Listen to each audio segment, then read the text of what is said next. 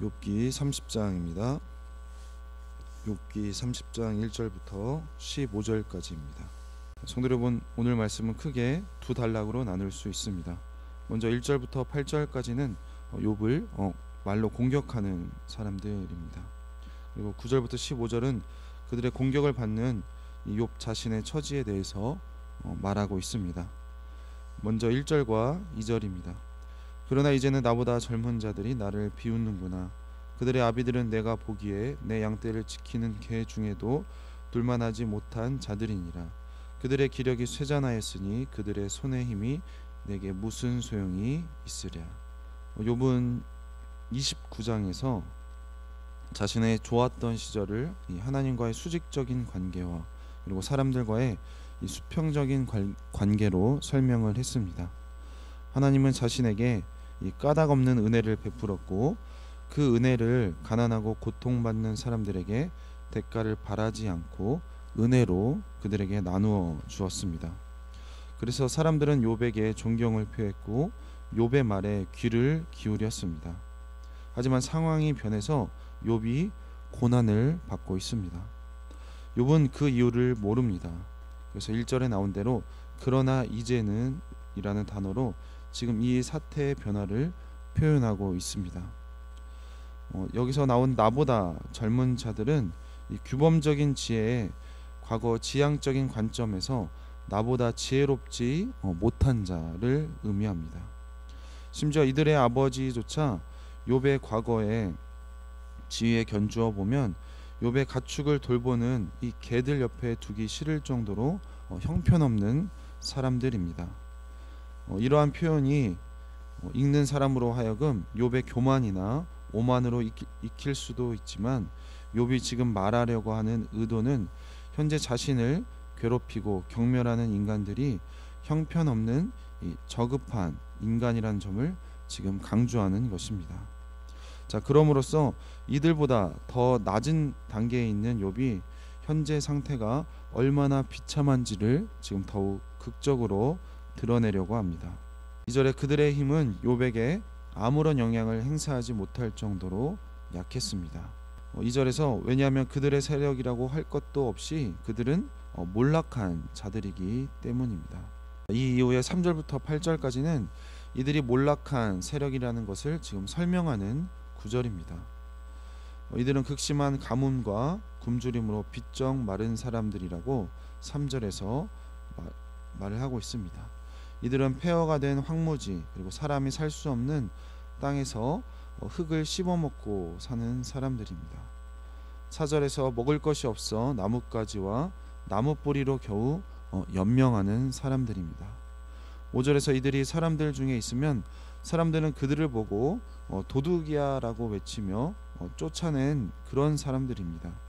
그래서 이들은 사람들 중에 함께 살지 못하고 즉 도시에 살지 못하고 험한 계곡이나 바위굴에 살 수밖에 없는 사람들입니다.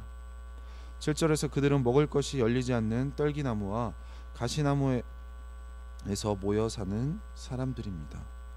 마지막으로 8절에서 욥은 이들이 얼마나 지혜 없는 무지한 자들인지 바보의 자식과 이름 없는 자들의 자식이라고 표현하고 있습니다. 즉 이들은 거할 곳조차 없는 땅에서 쫓겨난 자들입니다. 여기서 두 가지 점이 다시 한번 강조되고 있습니다. 욥은 이들이 왜 이렇게 처참한 상태가 되었는지 그 원인을 분석하거나 지금 설명하고 있지 않습니다.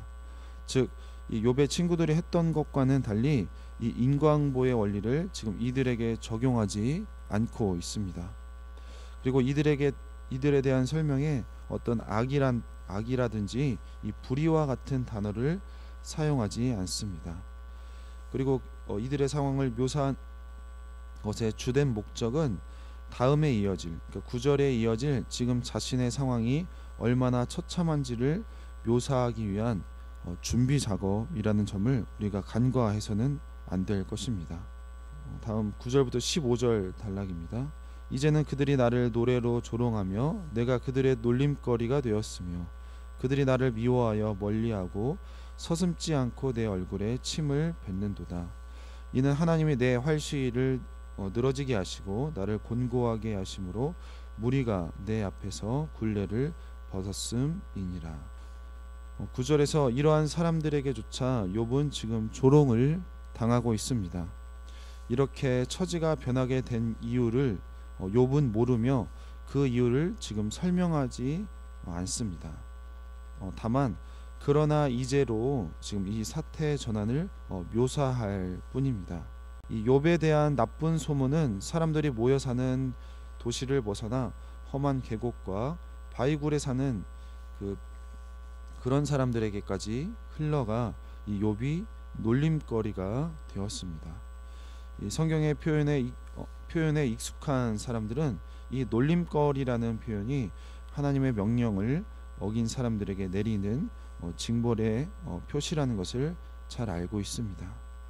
이렇게 욥의 친구들과 주변 사람들뿐만이 아니라 이 욥이 알지도 못하는 사람들조차 지금 욥의 소문을 듣고 욥을 이 하나님의 명령을 거역한 사람으로 지금 취급을 하고 있는 것입니다. 이 사람들이 독이라고 싫어하며 몰아낸 자들조차 지금 욥을 미워하고 멀리하며 지금 욥의 면상에 대놓고 침을 뱉는 것을 주저하지 않습니다. 이렇게 사태가 이렇게 된 원인은 욥에게 있지 않다고 욥은 생각을 하고 있습니다. 왜냐하면 하나님께서 욥의 생명줄, 즉 이 활시를 지금 놓아버렸기 때문이라고 표현을 하고 있습니다. 11절에서 무리가 내 앞에서 굴레를 벗었습니다 라고 표현하고 있는데, 사람들은 이제 마치 곱비 뿔린 망아지처럼 욥에게 달려들고 있습니다. 왜냐하면 이 고난을 당한다는 것은 하나님의 징벌을 받은 이 악인이라는 증거가 된다는 이 인과응보의 원리가 그들이 지금 적용을 하고 있는 것입니다. 그 인과응보의 원리가 만들어낸 지금 처참한 결과라고 할 수가 있습니다. 자, 그들은 죄 있는 자, 정확히는 이 죄인이라는 그들이 확신하는 자는 돌로 쳐도 된다는 그들의 끔찍한 그런 신앙관이 있는 것입니다. 사실 이것은 신학이라고도 할 수가 없습니다. 죄인을 공격하는 것 외에는 어떠한 제한도 없는 것처럼 보입니다. 이 욥의 오른쪽에 있는 어린 사람들이 이 욥을 둘러싸고 넘어뜨리려고 지금 덫을 놓았습니다. 이 욥이 가려던 길을 망쳐놓고 욥의 고통을 재촉하고 있습니다. 하지만 욥이 이러한 처지에 놓여 있는데도 아무도 이 공경에 처한 욥을 도와주려고 하지 않습니다. 그동안 욥이 도왔던 이 욥기 29장에서 언급되었던 모든 사람들은 어디론가 사라져 버린 것입니다. 욥이 베풀었던 것 중에 어느 하나도 지금 욥에게 되돌아오고 있지 않습니다. 자, 이것은 이 욥의 친구들이 말했던 이 뿌린 대로 거둔다라는 원리가 작동하지 않는 그 예로 볼 수가 있습니다. 14절에서는 사람들은 오히려 마치 전쟁을 벌이는 것처럼 성에 넓은 구멍을 파고 이 부서진 틈새로 밀려들고 있습니다. 15절에서는 이렇게 몰려드는 사람들로 인해서 욥은 공포에 에워싸였습니다. 그동안 누려왔던 품위는 마치 바람처럼 날아가 버린 것입니다. 욥을 이 사망의 음침한 골짜기에서 건져낼 구원마저 구름이 사라지듯이 사라져 버렸다고 표현을 하고 있습니다. 이 단락에서 강조된 점은 두 가지가 있는데, 첫째, 사람들의 적대적인 행동이 이 하나님의 허락과 주관 아래에서 발생한다는 것이 바로 욥의 생각입니다. 이 하나님의 선하심을 강조하면서 세상에서 벌어지는 이 악에 대해서 하나님의 책임이 없는 것처럼 이 생각하는 그 친구들의 신학적인 입장과는 다르게 욥은, 그리고 욥기 전체에서는 이러한 고난이 이 하나님의 주권 아래 일어난다는 것을 강조하고 있습니다. 자, 두 번째로 이 하나님이 하시는 일과 사람이 하는 일이 서로 분리된 것이 아니라 긴밀히 연결되었다고 강조를 하고 있습니다. 하나님의 은혜가 사람들의 은혜로 이어지듯이 하나님의 이러한 공격처럼 느껴지는 것은 사람들의 공격을 촉발한다는 것입니다.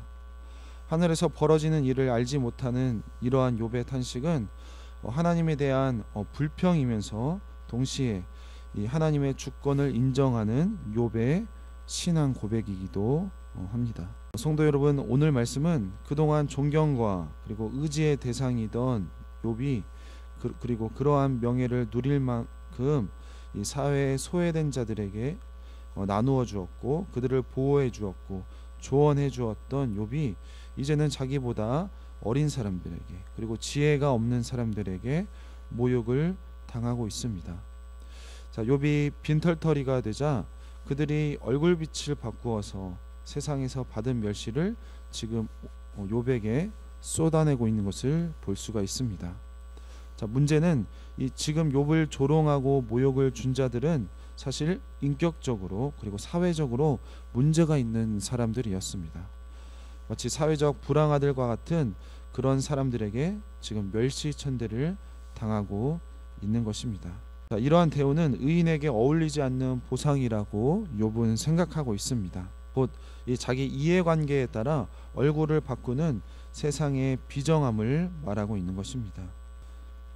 그동안 정의를 실천하고 그리고 어려운 자를 도와주었던 욥이 고난을 당하고 심지어 목숨을 위협받고 있는데도 하나님은 침묵하고 있는 것 같습니다. 욥은 하나님께서 자신을 이유 없이 비참하게 만드시니 심지어 이 천한 사람들까지 자신을 함부로 대한다고 생각을 하고 있습니다. 자, 이러한 급작스러운 이 삶의 변화에 욥은 이해할 수 없습니다. 욥이 살았던 그동안의 삶이나 그 누렸던 복과 지금 현재의 이 참담한 고난을 연결할 수 있는 고리가 욥의 입장에서는 한 개도 없는 것입니다. 심지어 그동안에 지었던 죄도 생각이 나지 않습니다. 세상은 늘 순식간에 변한다고 하니 그럴 수 있다고 쳐도 이 하나님을 도저히 이해할 수 없다는 것입니다. 그러나 욥이 분명히 할 수 있는 것은 이 모든 것이 하나님이 허락하신 일만이라는 것은 분명히 알고 있습니다. 즉 하나님이 왜 하셨는지 몰라도 하나님이 하신 것만은 분명하니 이 욥의 깊은 마음에는 소망이 있는 것입니다. 성도 여러분, 우리는 하나님이 우리에게 행하신 우리 삶의 모든 일을 왜 하셨는지 다 알 수는 없습니다. 하지만 성도인 우리에게 분명한 것은 우리에게 일어난 모든 일은 하나님 주권 아래 이루어진 일들인 것이 분명합니다. 자, 그렇기 때문에 우리는 소망을 가지고 오늘날의 어려움과 고난과 환경을 이겨낼 소망을 가진 것이 바로 우리들입니다. 왜냐하면 온 우주를 창조하시고 그리고 그 우주를 창조하신 하나님이 나를 사랑하셔서 나를 구원하기 위해서 자신의 아들 독생자 예수 그리스도를 보내주셨고 그 보내주신 분이 바로 우리 하나님 아버지가 되시기 때문입니다. 그런 하나님 아버지가 우리 아버지 되심을 믿고 이 고난 가운데 소망을 붙잡는 우리 모든 성도님들이 되시길 주님의 이름으로 축원합니다. 기도하겠습니다. 하나님 감사를 드립니다. 오늘 말씀 통하여서 욥이 지금 고난 가운데 그런 하나님에 대한 불평과 그리고 하나님에 대한 신앙을 고백하는 것을 보았습니다. 하나님, 그렇게 의롭게 살았던 욥이 이제는 사회적으로도 하나님 인격적으로도 이 낮은 사람들에게 멸시 천대를 당하고 있습니다. 도무지 그 고난과 하나님 어려움들이 이해가 되지 않지만 욥이 분명히 할 수 있는 것은 이것이 하나님 주권 아래 이뤄졌다는 것만은 알고 있습니다. 하나님, 그렇기에 욥은 그 지금 어려움을 견딜 수가 있습니다. 하나님, 마찬가지로 하나님, 우리 삶에 일어나는 그런 모든 어려움을 왜 하나님께서 우리에게 허락하셨는지 하나님 우리는 다 알 수 없습니다. 하나님 그러나 분명한 것은 이 모든 것이 온 우주를 만드시고 그리고 우리를 사랑하셔서 독생자 예수 그리스도를 보내주신 우리 아버지 그 주권 아래 이루어졌다는 것을 우리는 알고 있습니다. 하나님 그 복음 가운데 그 소망 가운데 하나님 이 어려움들을 잘 이겨낼 수 있는 우리 성도님들이 다 될 수 있도록 도와주시옵소서. 이 벌어지는 일들이 하나님 우리 아버지 되시는 이 하나님이 우리와 함께 계신다는 그 소망을 가지고 오늘 이 하루도 하나님 용기를 내고 힘을 낼 수 있도록 우리에게 은혜 베풀어 주시옵소서. 감사드리며 예수님의 이름으로 기도했습니다. 아멘.